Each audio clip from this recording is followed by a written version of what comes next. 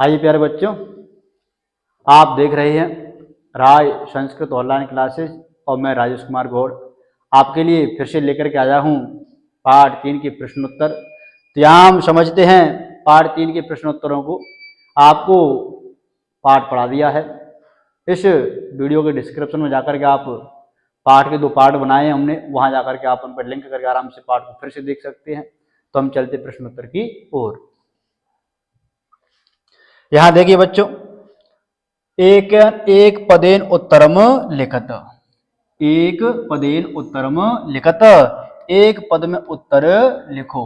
आपको केवल एक ही पद लिखना है, उसमें उत्तर देना है।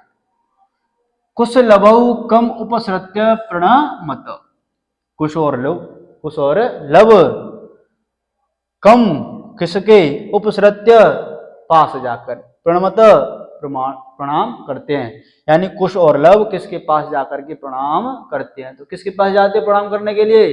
राम के पास जाते हैं। तो बच्चों क्या उत्तर होगा? राम। यहाँ पर कम है, द्वितीय एक वचन, तो क्या बन जाएगा? रामम। द्वितीय का एक वचन में उत्तर आ जाएगा। तपोवन वासिन कुशस्य मातरम केन नामना आवहयन्ति, तपोवन वासी कुश की माता को किस नाम से आवहयन्ति माने बुलाते हैं। तो तपोवन में रहने वाले लोग हैं, वो जो कुश है उसकी माता को किस नाम से बुलाते हैं? तो किस नाम से बुलाते हैं? देवी के नाम से बुलाते हैं। किस नाम से? देवी के नाम से बुलाते हैं। यहाँ पर उत्तर क्या होगा बच्चों? देवी।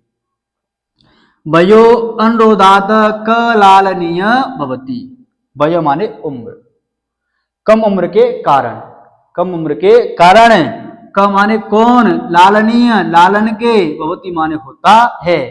तो कौन कम उम्र के कारण लालन के योग्य होता है? तो कौन होता है लालन के योग्य? बालक। कौन होता है? बालक। बालक क्या है संस्कृत? शिशु जन। क्या है? शिशु जन। केन संबंधेन वाल्मीकि लव कुशयो गुरु, किस संबंध से वाल्मीकि लव कुश के गुरु हैं। तो संबंध क्या है? उपनयन उपदेशेन, उपनयन संस्कार के कारण, उपनयन उपदेशेन, उपनयन उपदेशेन, उपनयन संस्कार के कारण ही वाल्मीकि हैं वो लव कुश के गुरु हैं। कुत्र लव कुशयो पितु नामना न व्यवह्रियते, कहाँ लव और कुश के पिता का नाम व्यवहार नहीं होता है। कहाँ पर लव कुश का नाम नहीं लिया जाता है? तो कहाँ पर?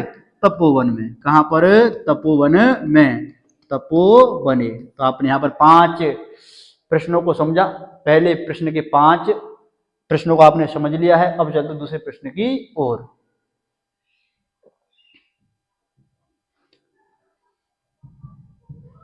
अधो लिखितानाम प्रश्नानाम उत्तराणि संस्कृत भाषया लिखत, नीचे लिखे गए प्रश्नों का उत्तर संस्कृत भाषा में लिखो।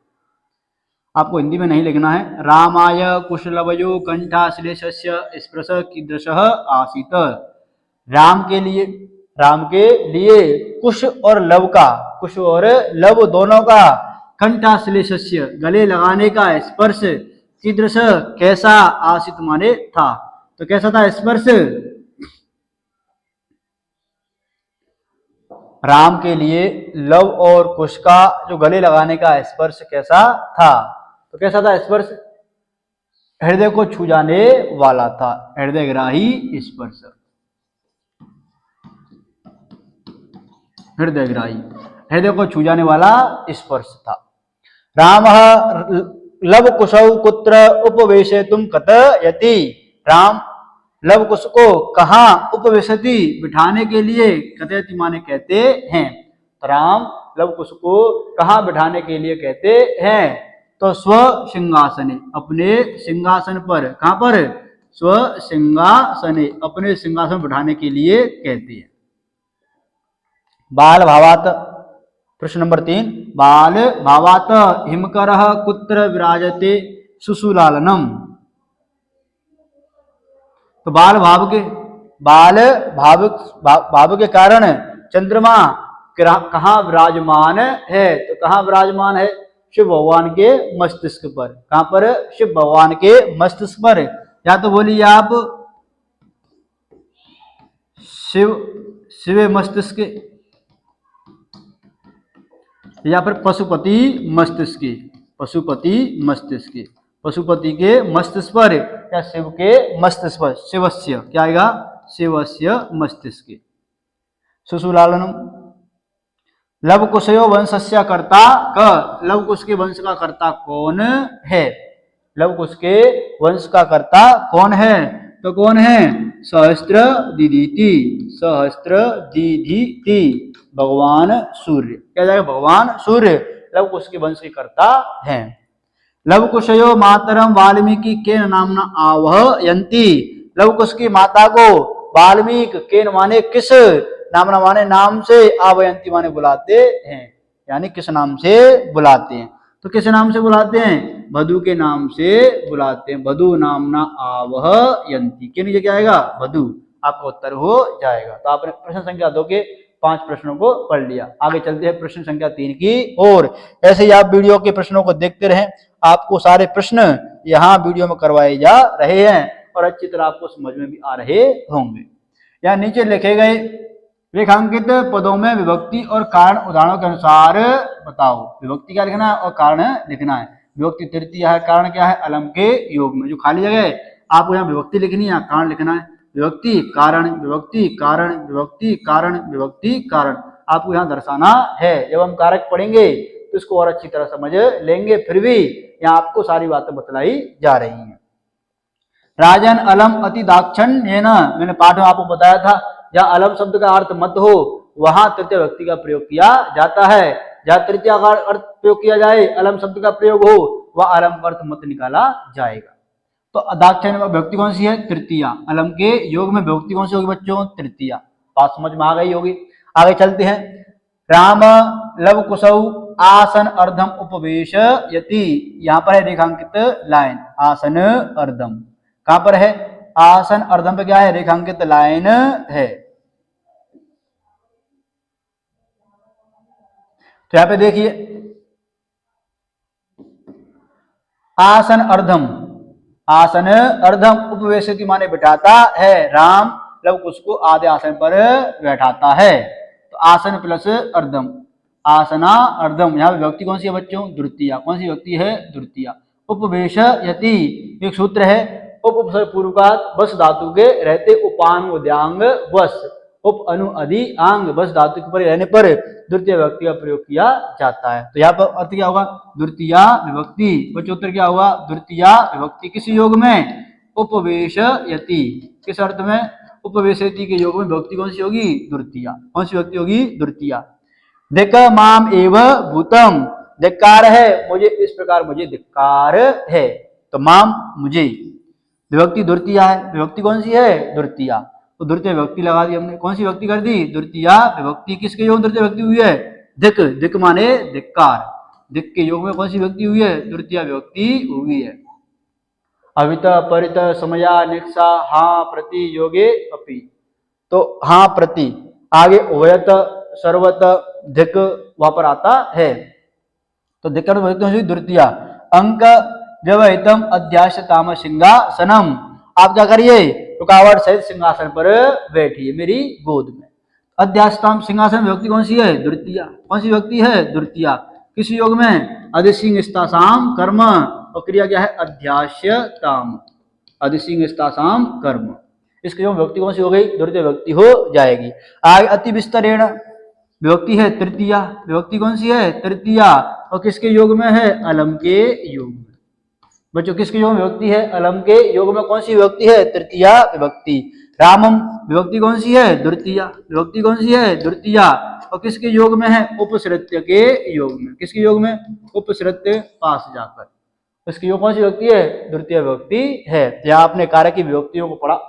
आगे चलते हैं इसी पाठ के और प्रश्नों की और, प्रश्न संख्या 4, यहाँ जो गद्यांश में आते हैं प्रश्न, इस प्रकार के यहाँ पर प्रश्न हैं, तो हम यहाँ पर देखते हैं, कहीं पर कर्ता पूछा है, कहीं सर्वनाम के स्थान पर किसके स्थान पर सर्वनाम आया है, कहीं किसी का विलोम शब्द पूछा है, यहाँ पर ऐसे प्रश्नों को पूछा गया है। यहाँ पे देखिए यथा निर्देशों के अनुसार उत्तरों को दो।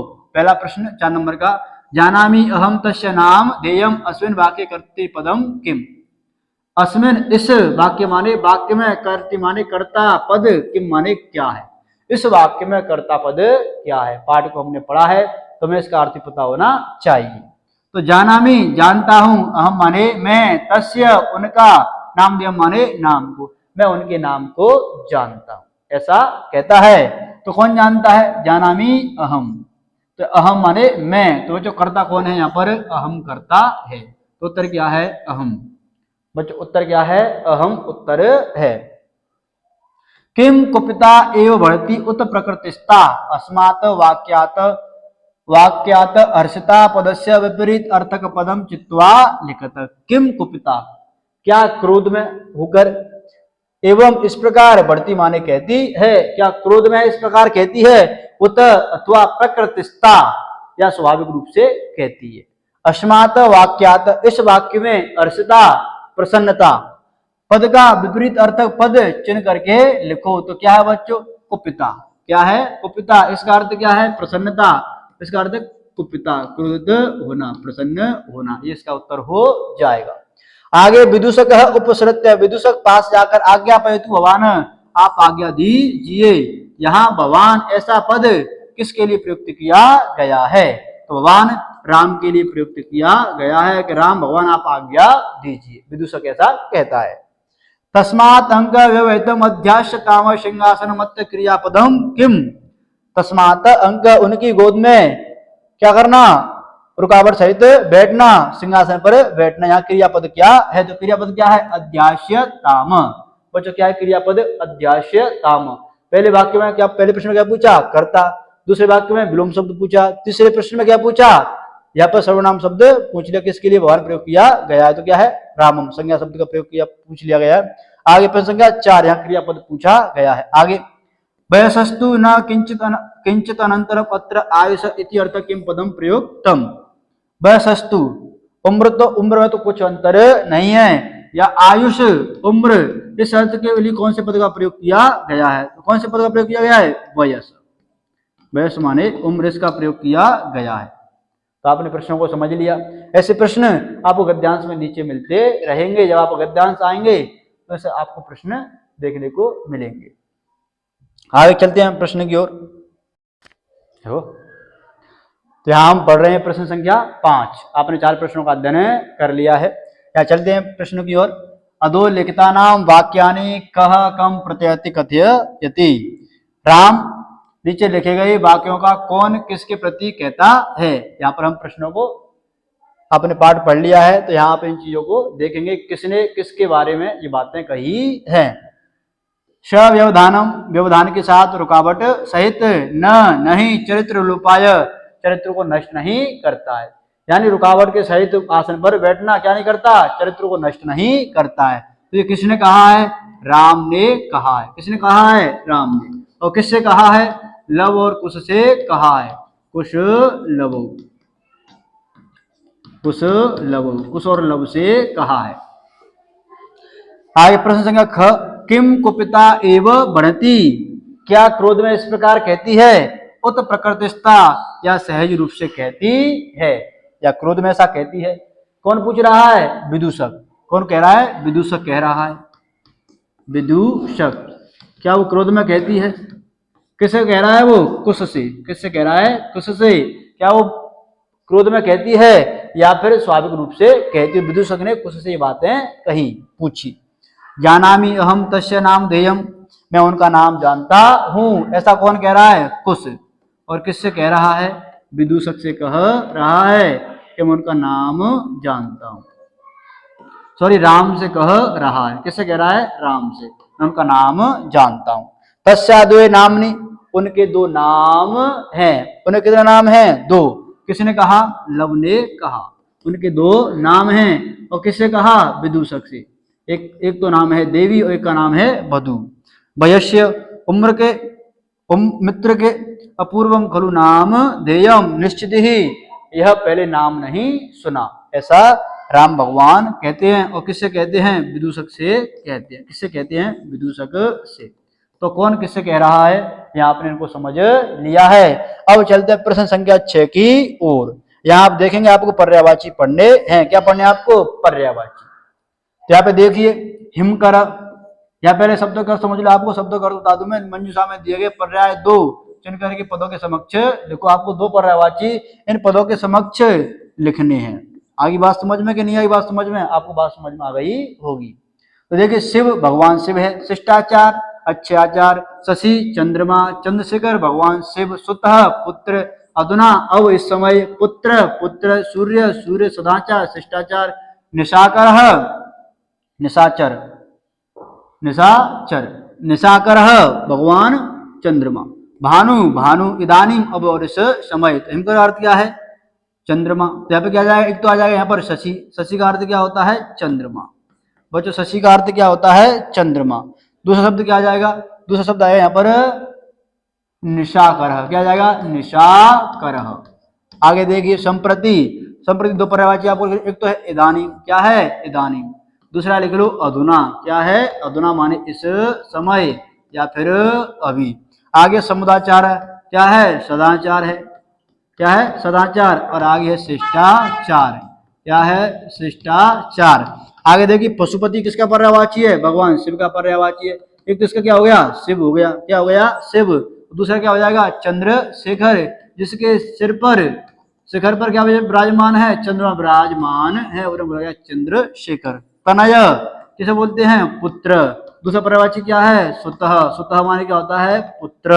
आगे सहस्त्र दीधिति, हजार किरणों को फैलाने वाला, भगवान सूर्य। कौन है? भगवान सूर्य। दूसरा क्या है? भानु, दूसरा क्या है? भानु। तो आपने यहाँ पर दो दो पर्यायवाचियों को पढ़ लिया है। आपको ये पर्यायवाची पता होने चाहिए। यह क्या है? गद्यांश में भी प्रश्न आ जाते हैं, तो आपको इनको पर्यायवाचियों को ध्यान में रखना है। इसी के साथ प्रश्न आगे की ओर चलते हैं। प्रश्न संख्या 7, विशेषण विशेष्य पदानि योजयत, विशेषण और विशेष्य पदों को योजित माने मिलान कीजिए।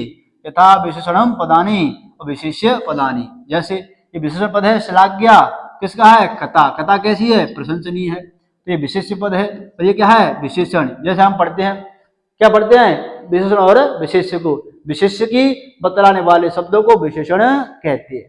जैसे काली भैंस, भैंस कौन है? विशेष्य। काला क्या है? उसका विशेषण है।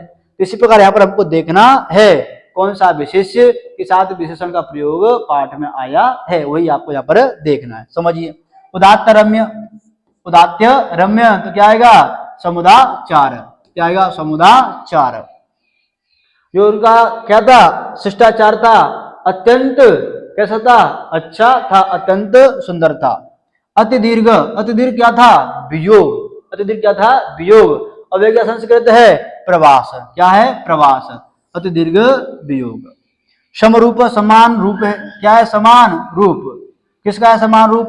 कुश और लव का। किसका है? कुश और लव का। हृदय ग्राही, क्या है? हृदय छू जाने वाला, स्पर्श, हृदय को छू जाने वाला है।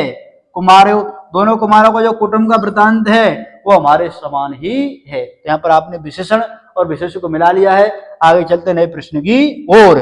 प्रश्न संख्या 8, प्रश्न संख्या 7, वो 6 के थे, वो अ था, दूसरा वो नंबर था। यहाँ नीचे लिखे गए पदों का संधि विच्छेद करो। आपको मैंने जब पाठ पढ़ाया है तो आपको अच्छी तरह वहां पर संधि विच्छेद भी बताया है। तो यहाँ पर फिर से हम संधि विच्छेद की ओर देखते हैं। द्वयो प्लस अपि, क्या यहाँ पर? ओ के बाद क्या है? विसर्ग, और आगे क्या है? अ। ऐसी स्थिति में विसर्ग के स्थान पर र बन जाता है, तो क्या बन जाएगा? द्वयो। विसर्ग की क्या बन गया? र, और आगे क्या है? अपि, क्या बन जाएगा? अ को र में जोड़ देंगे और शब्द क्या बन जाएगा? द्वयोरपि। और संधि का नाम क्या हुआ? ऋतु विसर्ग संधि। और संधि का नाम क्या हुआ? ऋतु विसर्ग संधि। आगे देखिए 2 प्लस अपि, यहाँ पे देखिए औ है और आगे क्या है? स्वर। औ के बाद अ होने पर, औ के बाद अ होने पर क्या हो जाएगा? सूत्र है एचु अय वायाव, क्या हो जाएगा? अयादि संधि कार्य हो जाएगा। औ के स्थान पर आव आदेश, औ के स्थान पर आव आदेश। आव का व कैसा आएगा? हलंत। तो यहाँ पे बचा द, क्या बचा? द। औ के स्थान पर आव, आव लिख दिया। आगे है अपि, इसको हम मिला देंगे, क्या बन जाएगा? द्वा, क्या बन जाएगा? द्वा, द्वा। आगे है व और आगे है पी, शुद्ध बन जाएगा द्वावपि। शुद्ध क्या बन जाएगा? द्वावपि। आगे देखिए कह प्लस अत्र, अ के बाद विसर्ग होने पर अ में से ऊ में से ओ बन जाता है। तो संधि का नाम क्या है? उत्व विसर्ग। क्या आएगा? शब्द क्या बन जाएगा? कोअत्र। शब्द क्या बन जाएगा? कोअत्र। आगे अनभिज्ञ प्लस अहम, यहाँ पे अ है, विसर्ग है, अ है, ऐसी स्थिति अनुसार यहाँ पे ओ बन जाएगा और शब्द क्या बन जाएगा? अनभिज्ञो, अनभिज्ञो बन जाएगा अहम। ओ और ए के बाद, ओ और ए के बाद ये वाला अ होने पर अ के वजह से अवग्र वाला अ बन जाता है। ये आपको इंग पदांता गति पर पूर्व संधि है, वहां पर ये आप पढ़ते हैं। इति प्लस आत्मानम, यहाँ पर देखिए ई है और यहाँ भी क्या है? आ। ई और आ में से संयोग कुछ होता नहीं है, यह संधि का नाम है यण संधि। और ई में से क्या बन जाएगी? य, त लंत रह जाएगा य में क्या हो जाएगा? आ जुड़ जाएगा और शब्द क्या बन जाएगा? ई त य प्लस आत्मानम और शब्द पूरा बन जाएगा इत्यात्मानम। इत्यात्मानम शब्द बन जाएगा। इसी के साथ यहाँ पे देखिए नीचे लिखे गए पदों में विच्छेद करो। क्या करना है? विच्छेद। यहाँ पे देखिए शब्द है अहम, शब्द क्या है? अहम, म अलंत कर दिया, आगे निकाल लिया अ, क्या निकाल लिया? अ। और आगे है प, प किसकी मात्रा? य है प पर, तो प से बन जाएगा ई, शब्द क्या बन जाएगा? अपी। आगे है ए, वो बन जाएगा ए तयु, आगे क्या बन जाएगा? ए तयु। विच्छेद हो गया। म में से अलग कर लिया तो म अलंत रह जाएगा, अ निकल जाएगा। य में से क्या बन गया? ई, और क्या होता है? एक ही मात्रा अलग कर दी, एक ही मात्रा अलग हो गई तो विच्छेद हो गया। अहम प्लस अपी प्लस एतयो। भयो अनुरोधात, यहाँ पे देखिए जैसे हमने किया था अनविज्ञो अहम, इसी प्रकार यहाँ पर है व य। क्या है? व य, विसर्ग लगा दी, आगे अनुरोधात, अनुरोधात। यहाँ पे क्या हो गया? रुत्व विसर्ग संधि कार्य हो गया। ओ के बाद अ होने पर अवग्रह में बदल जाता है। पूर्व संधि को आपने पढ़ा है। समान अवे जनऊ, यहाँ दीर्घ संधि कार्य है। समान प्लस अवे जनऊ, समान प्लस अभी जनऊ, यहाँ आ है, यहाँ है, क्या बन जाएगा? आ बन जाएगा। समाना वे जनऊ। आगे है खलु प्लस एतत, यहाँ पे देखिए खलु शब्द है, खलु माने निश्चित। आगे है एतत, यहाँ के उ है, उ में से बन जाएगा व, लगाता है खलव, एक ही मात्रा लगेगी, खलव तत्, खलवे तत्, ऐसा शब्द बन जाएगा। तो आपने पूरे प्रश्नोत्तर देख लिए। आपको प्रश्न पार्ट 3 के प्रश्नोत्तरों को यहाँ पर अध्ययन कराया गया, तो आपको भली बात ही समझ में आए होंगे। तो इसी तरह आगे वाला पार्ट 4 हम आगे पढ़ेंगे। इसके भी वीडियो देखने के लिए आप YouTube चैनल पर बने रहिए। धन्यवाद।